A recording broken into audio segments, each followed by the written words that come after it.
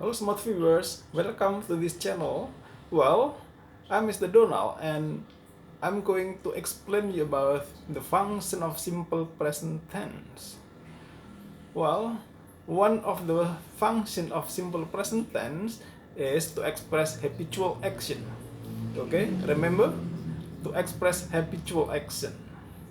So, for this, I have a story. Listen to me carefully. Mr. Sarmiento works in an office 5 days a week. He starts work at 9, he eats lunch at 1, and he goes home at 5. In the evening, he usually reads or watches television. Okay, what Mr. Sarmiento does every day is to express habitual action. So, please try to remember or memorize the story, then try to retell the story. Once again, I tell you, Mr. Sarmiento works in an office 5 days a week. He starts work at 9, he eats lunch at 1, and he goes home at 5. In the evening, he usually reads or watches television. You understand? Can you memorize the story? Can you retell the story? Well, now please listen and repeat after me. Mr. Sarmiento works in an office 5 days a week. He starts work at 9, he eats lunch at 1, and he goes home at 5. In the evening, he usually reads or watches television. Okay? After you memorize the story, now I want to ask you some questions about Mr. Sarmiento. Question number 1. Does Mr. Sarmiento work on the farm? Where does Mr. Sarmiento work?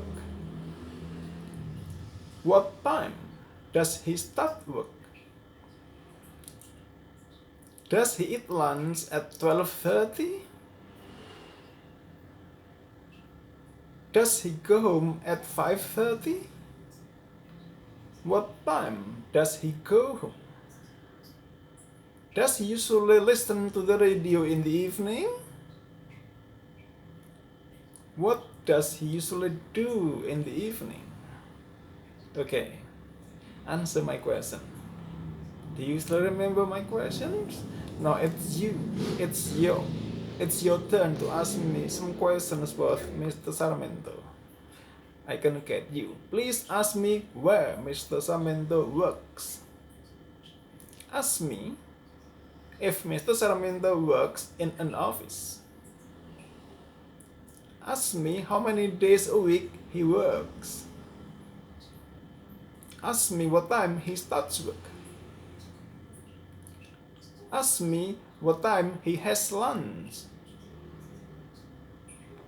Ask me if he go home at 5. Ask me what he usually does in the evening. Well, one more question. Ask me what he usually does in the evening. Okay, so we use verb 1 plus s or es for the verb because the subject is Mr. Sarmiento. It is a singular person. So the pattern of present tense for positive sentence or statement is subject plus verb 1 plus s or es. For I, it's different. For single person, like he, she, or it, we use the pattern like that. But for I, you, we, and they, I, you, we, and they, after subject, we use verb 1, just verb 1, no s or es. So in this case, Mr. Sarmiento can be replaced by I. So the verb will be different. Listen to me carefully. I work in an office 5 days a week. I start work at 9. I eat lunch at 1 and I go home at 5. In the evening, I usually read or watch television. It's different, right? The difference here is only verb. Okay? Once again, please listen to me and repeat. I work in an office 5 days a week. I start work at 9. I eat lunch at 1 and I go home at 5.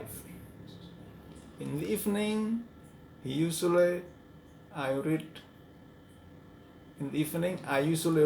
or watch television. Okay, I hope you still remember.